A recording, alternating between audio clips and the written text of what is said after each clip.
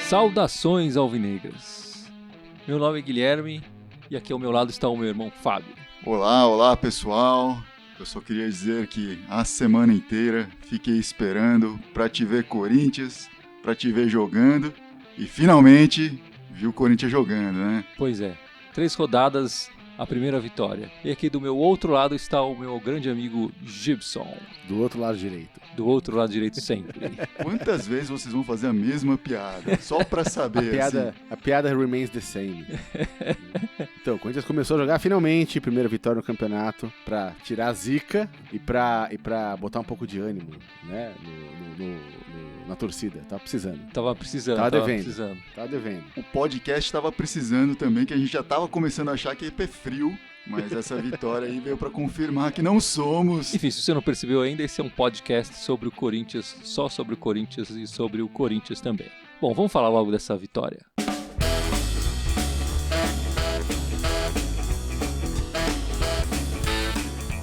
O Corinthians entrou bem no jogo, né? Começou controlando bem a partida.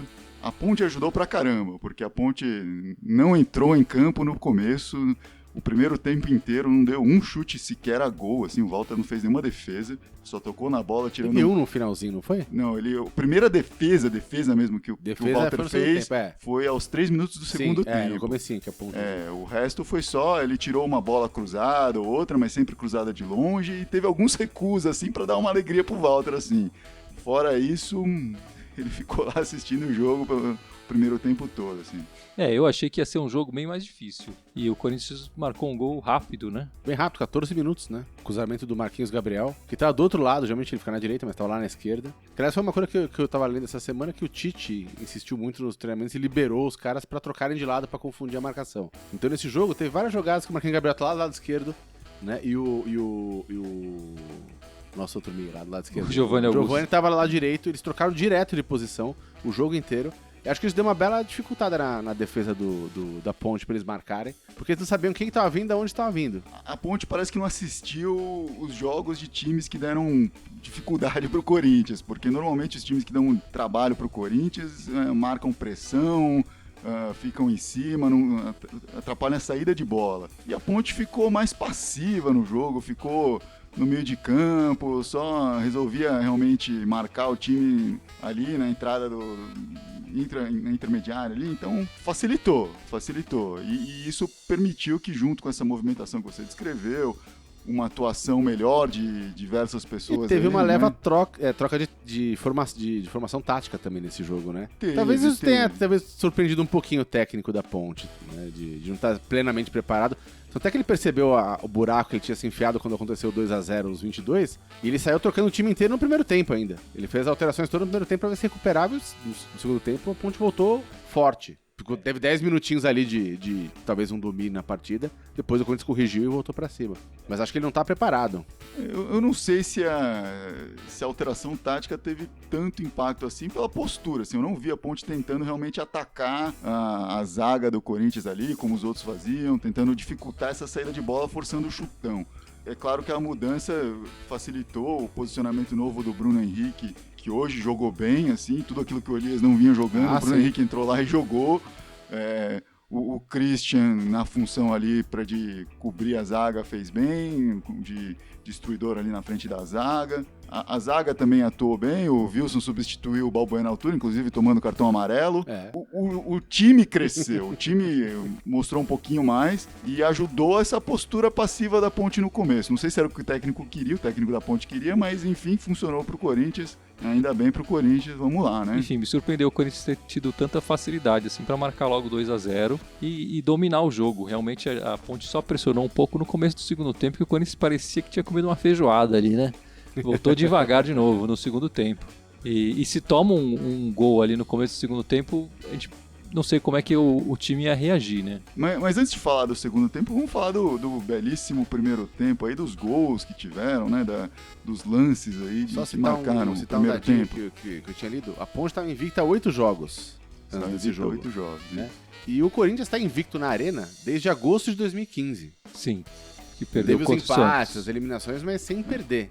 Claro. Mas o Corinthians também, ele vinha de 5 jogos sem vencer. vitória. Sem vencer, 4 Foram empates e 4 uma empates derrota. e uma derrota, mas cada um desses 4 empates sentiu como uma derrota. Sim, sem dúvida. São 2 tabus quebrados aí, que bom que foi ao nosso favor, né? Bom, se não fosse ao nosso favor, não teria quebrado os tabus também, Isso a né? gente não tava nem mencionando. A gente nem fazia o podcast hoje. Mas vamos falar um pouco dos lances, dos gols. Acho que o Marquinhos Gabriel, que começou bem aceso no jogo, fazendo essa inversão, e num desses lances que ele fez a inversão pela esquerda, ele entrou, cruzou, né? E o cruzamento pegou num zagueiro chamado Cadu, da Ponte Preta, ex-corintiano, já jogou pelo Corinthians. Já jogou pelo Corinthians? Já jogou pelo Corinthians. Nossa. Lá nos idos de 2007, jogou pelo já Corinthians. fez gol contra o Corinthians. Já fez gol também. contra com a camisa do Corinthians hoje para compensar, pra então. compensar, né, a lei das médias aí do universo. Ou pra manter a média pessoal dele. Isso, foi lá Quando ele jogou no Corinthians? em 2007, no Campeonato Brasileiro de 2007. Foi um péssimo Jogou. ano, ele realmente Não marcou os Eu corintianos. não lembro de nada de 2007. também, eu lembro de pouca coisa que aconteceu naquele ano. Ele jogou só 7 jogos, pelo que eu vi aqui no Wikipedia. E, enfim, aí ele marcou o gol contra, que o Marquinhos Gabriel comemorou, como se fosse dele.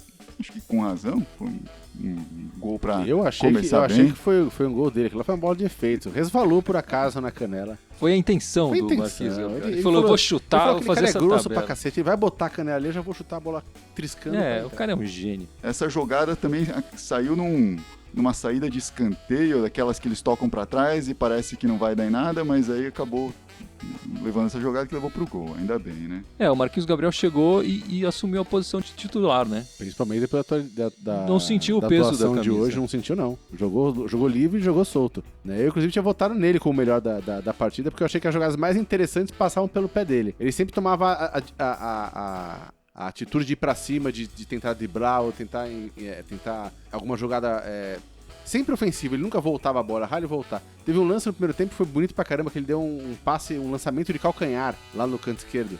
Se eu não me engano, foi pro Giovani. A bola não chegou, cortaram antes. Se ele acerta aquele lançamento ali, ia ser um gol mais bonito do jogo. Ele foi bem participativo, eu só achei que ele, dentro da função tática do time, assim, até acho que pela liberdade que o Tite deu, ele não voltou tanto, Não, assim. não voltou não. Pessoalmente, eu achei que o Guilherme foi o melhor em campo, porque ele estava muito presente o jogo todo, sempre aparecendo, tanto na disputa de bola para recuperar uma bola perdida e tal, quanto tentando repetir a atuação que ele teve anteriormente, na semana passada, fazendo os passes, tentando colocar os companheiros na cara do gol. Sem contar a pintura no segundo tempo, né? Sem contar a pintura no segundo tempo. Que beleza, hein? Mas teve uma pintura no primeiro tempo também, né? Teve sim. Mas eu acho que foi uma daquelas pinturas meio sem querer, né? Uma coisa meio... Ah, mãe, fiz um gol. Eu chutei e não sabia muito bem por Não me quê. interessa se Van Gogh filo porque quilo. O que me interessa é quem entrou. Foi um belo gol do Bruno Henrique, mas a estatística mostra que a maioria dos chutes dele esse ano passam bem longe do gol. Vamos primeiro pôr em contexto, né? Esse ano, na carreira dele, ele tem esse hábito de chutar bem de fora da área, mas recentemente ele tinha esquecido. E mesmo esse jogo, no ele segundo chutou tempo, umas teve uma que ele pegou e jogou e foi lá numa galáxia far, far away, né, como tem costumado ir os chutes dele. Esse ele foi bem feliz mesmo. Foi plasticamente bonito a pose que ele fez quando chutou. O Marquinhos Gabriel, que tinha disputado a bola na área e sobrou para o Bruno Henrique, teve que desviar da bola. E a bola estufou a rede, assim, foi muito forte o chute. Acho que a TV falou foi 99 km por hora, foi uma coisa... Assim. E a rede estufando me lembrou, assim, no basquete, quando o cara arremessa de 3 pontos e cai de chuá, assim, um lance muito bonito plasticamente, assim, foi... Ele jogou bem também, né? Ele não jogou mal essa partida, ele vinha num ano ruim, ele, enfim, nessa partida parece que se achou mais, né? Depois do jogo, foram falar com ele, você mudou de posição, atuou melhor, o que você achou? Ele falou, é a minha posição, né? Aí depois ele quis consertar, falou, não, eu jogo onde o técnico me colocar, tal, não sei o quê. Mas é nítido que ele tem um pouco essa preferência de jogar no segundo volante, um pouco mais à frente, com mais liberdade para sair, né? E é engraçado que no primeiro tempo o Corinthians teve 5 chutes a gol, 5 chances de gol. Fez 2.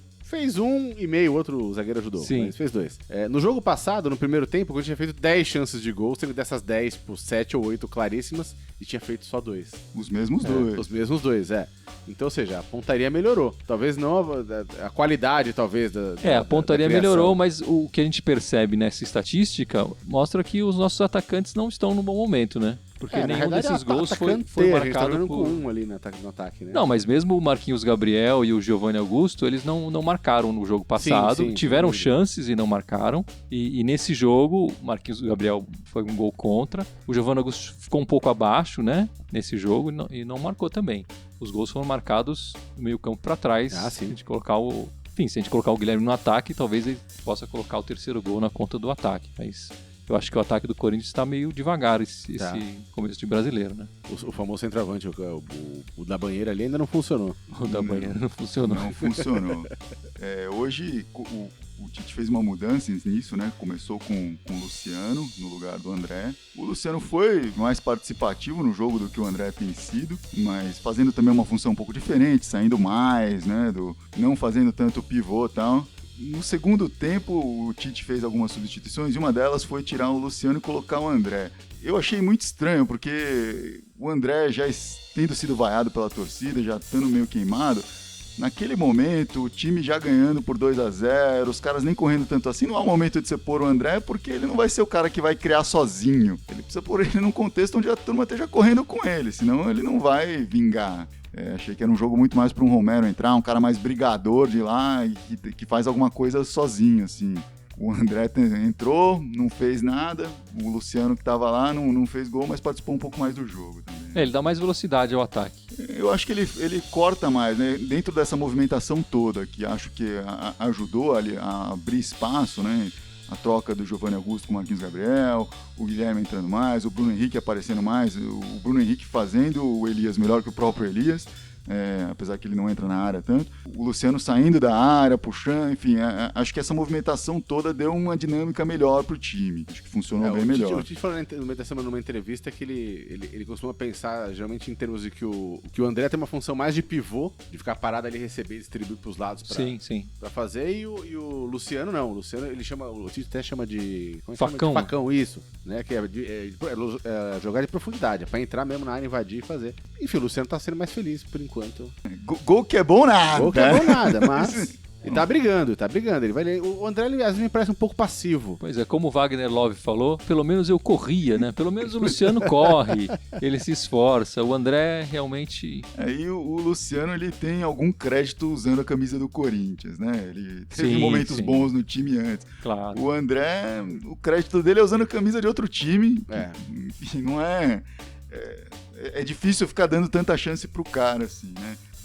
Uma coisa que eu achei interessante é que durante a transmissão falaram que a última partida que o Wilson, o nosso zagueiro que veio substituir aí o Balbuena, a última partida que o Wilson tinha jogado tinha sido 6-0 contra o Cobressal, né? Eu fiquei pensando, o cara é o que decide ali, né? Quando o Wilson entra, o time faz um monte de gol. Ele jogou no no 6x1 nenhum. contra o São Paulo também? Não, ele nem tava no time. Já que foi 0. Mas quem jogou naquele 6x1 e jogou bem também no 6x1 foi o Bruno Henrique. Sim. Naquela posição mais avançada, inclusive aquele gol que acabou sendo considerado o gol mais bonito do Campeonato Brasileiro, o gol do Luca, pela troca de bola que foi, teve aquele lance que ele dá uma pirueta, enfim, dá um padedê ali com a bola e toca pro Danilo, que depois dá um outro toque bonito pro Luca fazer o gol. Mas enfim, esse é o Bruno Henrique do passado, o Bruno Henrique do presente não tem tido essa performance, a não ser hoje, e tomara que nessa ausência do Elias ele consiga manter esse nível de atuação. Eu fiquei muito chateado quando eu vi o Bruno Henrique sendo deslocado para frente na vaga do Elias e não dando uma chance para o Maicon ou para o Rodriguinho, que jogou bem naquela posição no passado. Fiquei um pouco chateado, mas vendo a atuação do Bruno Henrique não dá para falar que não deu certo, né? Não tem como criticar. E o Christian? O que vocês acharam do Christian? Essa volta, né? Christian, o retorno. Jason não morre nunca. Não, Jason é da concorrência. A gente não menciona o Jason aqui. Vamos chamar ele de Freddy Krueger, que ele volta também. Olha, ele jogou bonitinho, mas não fez nada. Não foi decisivo. Sei lá, ele marcou, fez as coisinhas dele, mas, sei lá, não chamou muita atenção. Não apareceu muito no jogo. Ele não fez bobagem. É, exatamente, não comprometeu. Talvez tenha sido um mérito isso, mas... Ano passado, nas chances que ele teve, ele sempre fazia uma lambancinha ali, entregava um pouquinho, aí, enfim, alguém tinha que fazer uma defesa, alguém tinha que aparecer pra consertar. Ele não fez nenhuma lambança. Ele foi lá, fez o papel de primeiro volante, deu pra gente ter uma esperança de que o Christian do passado, o Christian pré-Turquia, reapareça. E eu fico feliz de ver o Christian tendo chances e aparentemente aproveitando um pouco melhor essas chances, né? Não brilhando, ainda não tá brilhando, mas é um cara que já brilhou antes, a gente sabe que tem potencial. Vamos ver, o cara tá aí, ganha um salário alto, tem que aproveitar. Não, ele tem um carisma muito grande com a torcida, né? Sim, Até sim, por isso sem o Tite dúvida. pensou em colocá-lo, porque nesse momento que o esquema está sendo contestado, ele mesmo vem recebendo muitas críticas. Você colocar o Christian, um jogador que tem um passado bom com a torcida, tem uma relação boa com a torcida, conta a seu favor, né? Talismã, hoje apareceu o Dentinho, ele tava aí de férias no Brasil com a esposa, ele apareceu no telão do Itaquerão no fim do jogo, foi ovacionado pela torcida, gritaram o nome Só dele. pra constar, o pessoal tava aplaudindo o Dentinho ou a esposa? Eu imagino que o Dentinho, mas o conjunto ali pode ter sido... É um casal bonito. É, um casal lindo.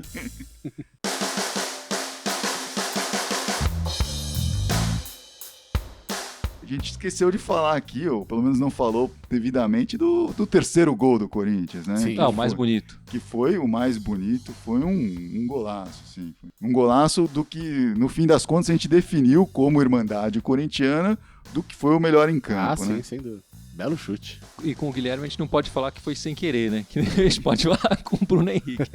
Tem marcado gols de fora da área, é uma característica desse jogador. E eu acho que o Tite achou o lugar dele, né? Apesar de todo mundo já dizer, antes do cara chegar aqui, antes do cara pisar no Brasil, que o lugar dele era mais próximo do ataque, o Tite insistiu, né, um pouco com ele na posição do Renato Augusto, que não vinha dando resultado. E esses dois últimos jogos, ele jogou muito bem, enfim, foi eleito o melhor jogador da nossa Irmandade duas vezes seguidas. Mas não estávamos só nessa eleição. Não estávamos só. Outros meios e mídias também o elegeram. Então, acho que o lugar dele é esse. Acho que aos poucos as peças estão entrando no lugar, né? Claro que ainda é muito cedo pra gente falar que todos esses jogadores de hoje são os titulares. Em definitivo e até o final do campeonato, porque o campeonato é longo. Mas aos poucos ele está encontrando os lugares e as peças certas. O importante, assim, a gente pensa o quadrado do meio de campo, os 4 do meio de campo. Até então, no brasileiro, era um que vinha jogando bem e os outros 3 não. Dessa vez não, a gente teve 3 desse quadrado principal mais ofensivo jogando bem, né?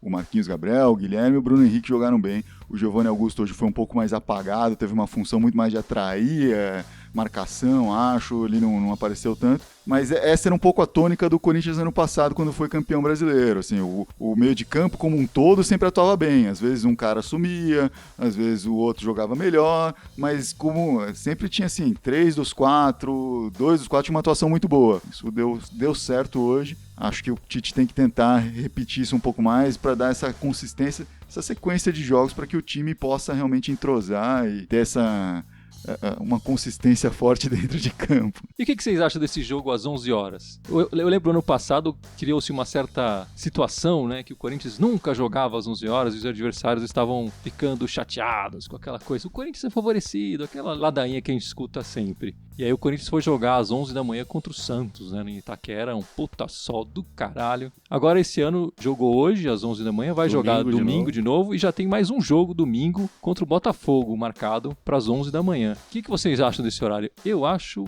ruim, porque para assistir o jogo tem que acordar cedo. Bom, eu sou músico, então não durmo antes das 4, 5 da manhã. Então pra mim qualquer coisa antes das 11 da manhã não é humanamente aceitável. Pois é, né? Mas acho que pro público corintiano, trabalhador, que sua pra ganhar aquele dinheirinho, né? Não, mas eu trabalho, eu suo também. Enfim. Mas eu gosto de dormir. Vocês são artistas, vocês têm que, enfim... Boemia que me tem de regresso. Mas é nítido que o público adere bem a isso, né? O público que vai ao estádio. Não via o público de hoje, mas no ano passado essa experiência, os melhores públicos do campeonato... Foram 35 mil pessoas hoje. Foram 35 mil hoje. Então, Parece que é o maior público do Brasileirão até o momento. Enfim, eu vi de passagem, posso estar errado aqui nessa informação, até porque teve jogos hoje à tarde, pode ser que mas algum tenha...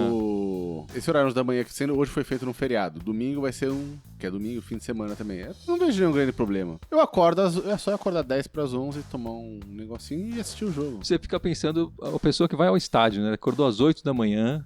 E no meu caso era melhor nem dormir, era melhor já varar a noite direto. Deixa pra dormir na volta. É esse lado prático que eu acho que é impraticável pra mim. Por isso que eu acho esse horário meio esquisito. Tanta gente vai ao estádio que eu acho que você realmente é a exceção no caso aqui, né? Acho que funciona, mas tem que funcionar no mês de junho, julho. Fico interessado em ver como vai ser domingo em Pernambuco. Pois é, lá não tem inverno lá. Eu fico feliz de ver um pouco, pensar no público e não na TV, né? Porque a TV não transmite esses jogos normalmente, então não é que nem aqueles jogos às 10 da noite que ninguém tá pensando no público, nem na volta do público, tá só pensando no horário da TV e é isso, e quem manda é a TV e acabou. Então isso é uma demanda diferente, acho interessante olhar por esse viés. Poderiam testar outros horários alternativos. Se falou no começo do Brasileiro que ia ter jogo à segunda noite, né? Até agora não teve nenhum jogo segunda noite. Não. Que eu saiba, não tem nenhum jogo marcado para esse horário. Eu não vi também, não. Pode ser que tenha alterado alguma coisa, mas até onde eu tinha visto, as 11 primeiras rodadas, que eram as que já estavam marcadas, não tinha nenhum jogo nas segundas-feiras. Mas podem ter feito alguma alteração depois, assim como teve jogo que não era para ser às 11, acho que esse não era para ser às 11, e acabou mudando para as 11, né?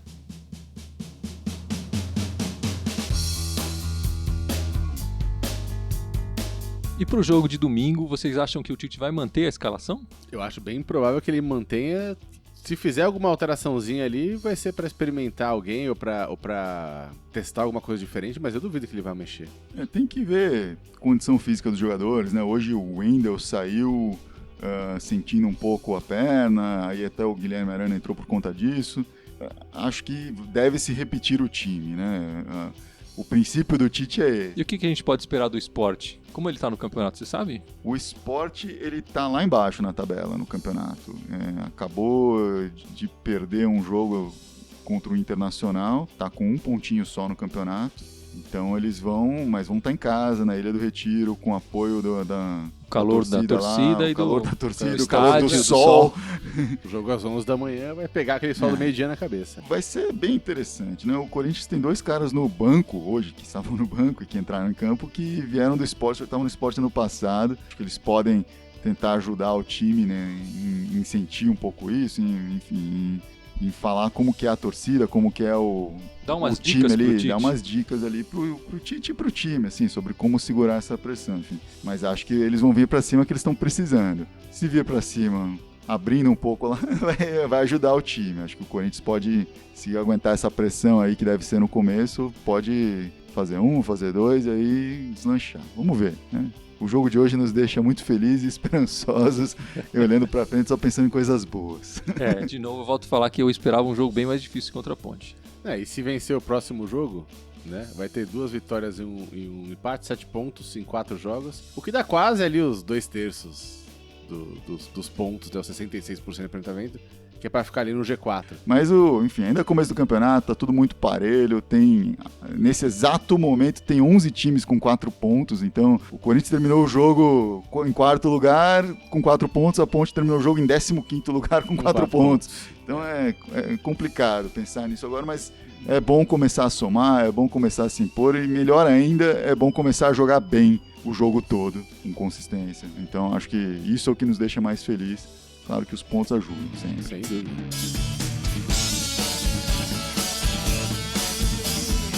Bom, acho que por hoje tá bom, não está? O que vocês querem falar mais alguma coisa? Eu queria falar só 2 coisinhas assim. Uma é o Cássio, ao longo da semana, por 2 ocasiões, deu entrevistas falando que está chateado com estar na reserva e tal, mas que entende o time, o Tite, o técnico, que vai brigar por posição, mas também deu a entender que se manter assim por algum tempo, ele já vai começar a pensar em sair, né? Enfim, não sei, acho que é uma coisa para pensar, talvez até o Tite, como o Cássio já quase saiu no começo do ano, de repente ele já está se preparando para isso. Talvez tenha alguma coisa a mais por trás dessa mudança que foi feita, né? O Felipe também, assim que terminou o jogo, foi entrevistado, praticamente deu como certa a saída dele, então é bom a gente se acostumar com o Wilson de repente. E o presidente do Corinthians também foi abordado hoje no estádio. Não sei porque isso não aconteceu antes, porque a imprensa não confrontou antes a respeito disso, já que aconteceu algum tempo atrás, mas ele bateu o pé, falou, não, eu que banquei a vinda da torcida aqui para conversar com os jogadores, é uma conversa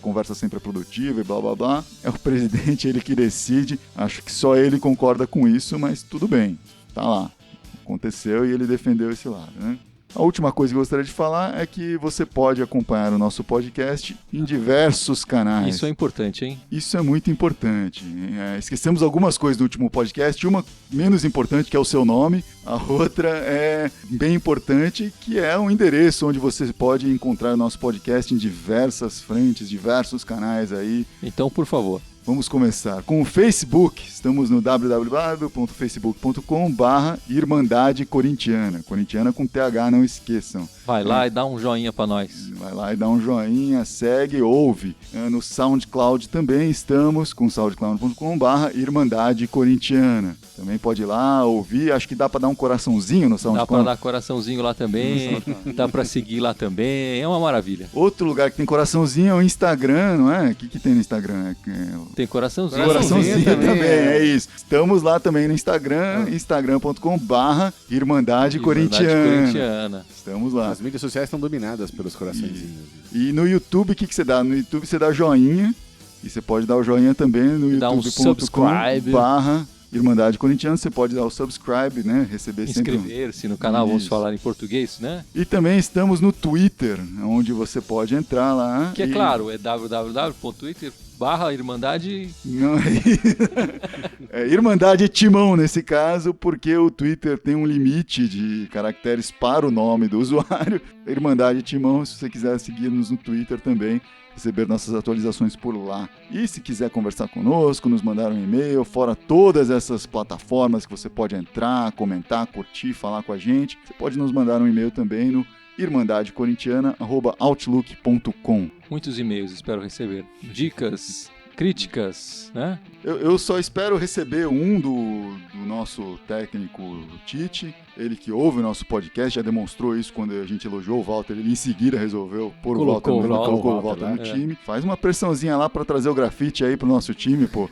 Terceira rodada seguida fazendo 2 gols. Nosso time não tem essa mesma média no campeonato, gente. Vamos lá. Traz o grafite aí, acho que... Ele ainda não fez o número limite de jogos por um time no brasileiro. Ele tem 6 gols, mas 3 jogos somente, vejam então, só. Dá pra contratar ainda, dá pra trazer ainda. Há tempo. Então é isso. Fica a dica aí, Tite.